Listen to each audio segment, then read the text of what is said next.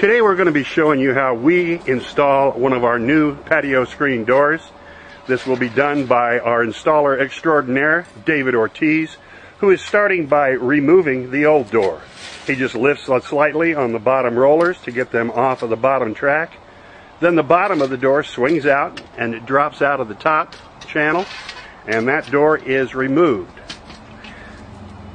The next thing we do is we pre-adjust what are going to be the bottom rollers on the new screen door.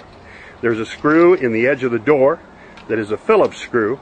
We pull out the bug flap, which just pulls out and pushes right back in, and then we adjust the bottom roller while pushing pressure in on the bottom roller until the adjustment forces our finger out, and we have the roller about 1/8 of an inch out of the bottom of the door.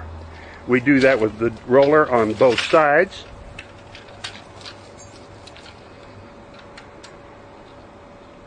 Turning clockwise, which brings the roller out of the door. And that gets us to a good starting place from which to start the installation of the door. Then we take the door and we install it. We install the top first, put it up into the slot. Once it's in place, you have to get down on your hands and knees and lift on the bottom rollers to get them up on the bottom track.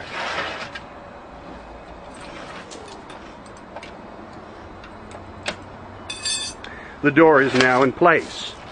The first thing we do is we slide it over to the jamb. We want to see how square the door is to the jamb. And if you look at this, I don't know if you can see it, but at the top it's tight, whereas at the bottom it's slightly away. In order to compensate for that, we are going to slightly raise this roller that is on the handle side of the door. And it won't take more than a turn or two of the screw in order to get it up to the point where the door is square to the jamb. And right there, it's pretty square. This frame has a slight bow to it, the existing door frame, but we can compensate for that.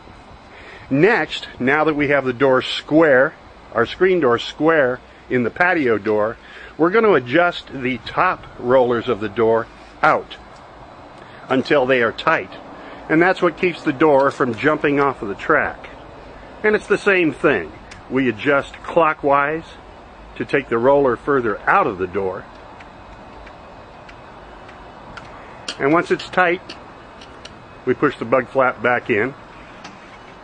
Then we do the same thing to the handle side rail.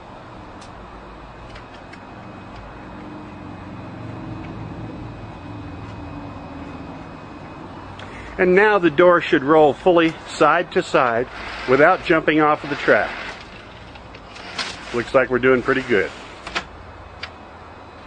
The one thing left to do is to mount the latch strike for the lock.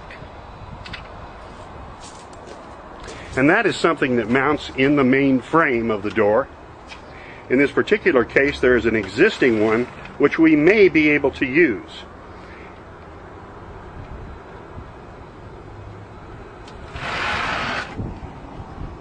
And it looks like it will work for us if we just adjust it slightly.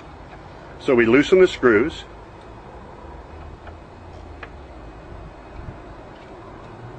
He's pushing it up slightly.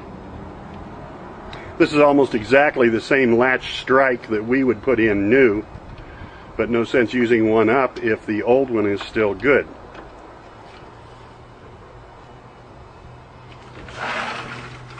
Then we move the door over, see if the latch latches, and it does. Holds tight. And that's pretty much it.